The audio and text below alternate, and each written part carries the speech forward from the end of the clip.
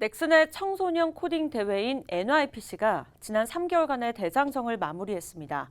총 4,500여 명의 예선 참가자 중 최종 80여 명이 본선에 참가해 열띤 경쟁을 펼쳤는데요.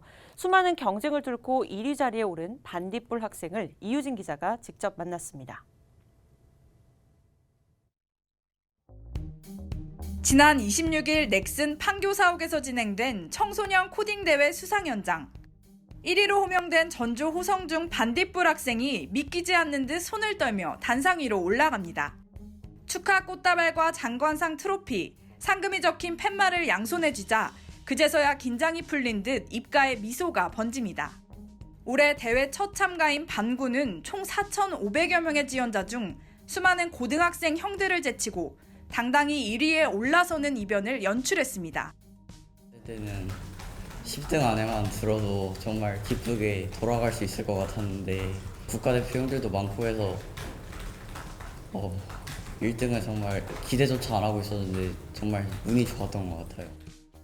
넥슨은 청소년들의 코딩에 대한 관심을 높이기 위해 지난 2016년부터 청소년 프로그래밍 챌린지인 NYPC를 매년 진행해오고 있습니다. 올해 대회 슬로건은 세상을 바꾸는 코딩. 이번 NYPC에선 총 4,500여 명의 예선 지원자 중 최종 80여 명이 본선에 참가해 열띤 경쟁을 펼쳤습니다. 도영재교육원에서 교육을 받을 만큼 초등학생 때부터 코딩에 큰 재능을 보인 방군. 기초적인 단계만 가르쳐주는 학교 수업과 달리 난이도에 따라 다양한 문제를 풀 수 있는 이번 코딩 대회에 참가하면서 컴퓨터 공학자라는 꿈에 한 발짝 더 다가서게 됐습니다.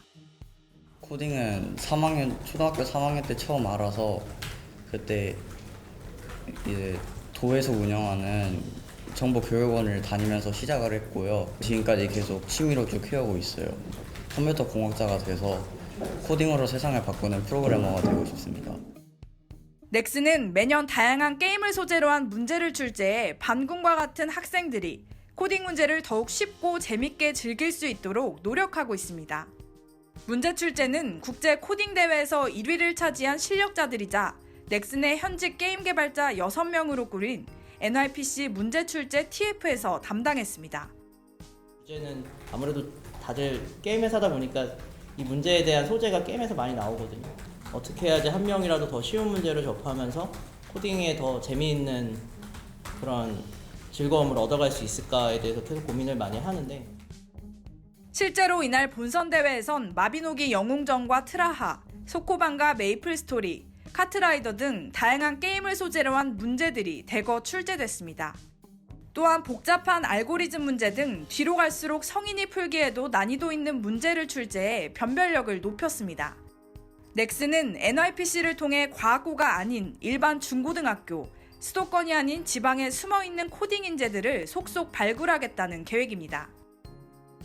처음부터 저희가 코딩 대회 기획했을 때 뭔가 조금 무림의 구슬을 찾고 싶다. 오늘 이렇게 과학고 친구들도 물론 잘했지만 더 위에 이렇게 여러 지방에서 올라오신 분도 있고 일반고 학생들도 있는 걸 보니까 사실 되게 저희 취지와 조금 더 가까워지는 것이 아닌가 하고 좀 내심 기쁜 마음도 있었습니다.